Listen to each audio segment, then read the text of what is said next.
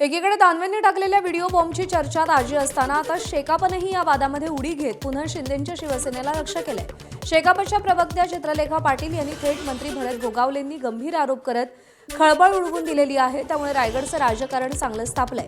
मात्र गोगावलेंनी सगळे आरोप फेटाळत शेकापला खुलं आव्हान दिलंय।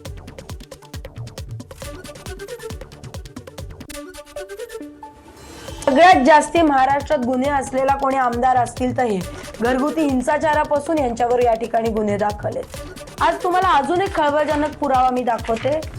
हे बघा, भरतशेठ गोगावले, कॅश बॉम्ब नंबर 2। हे चीटर आमदार आहेत। हे जनतेची कशी फसवणूक करतात हे टोटल कंटिन्यू सुनील तटकरे साहेब, अनिकेत तटकरे साहेब आपल्याला सांगतातच आहे। माझी मुख्यमंत्र्यांना आणि महाराष्ट्र शासनाला विनंती आहे, कधी थांबणार? हे ते कमिशनचे कॅश नाही ना? ह्या सगळ्यावरती सखोल चौकशी झाली पाहिजे। चित्रलेखा पाटील आता ही आमच्या तशी मुलीसारखी आहे, हरकत नाही आहे।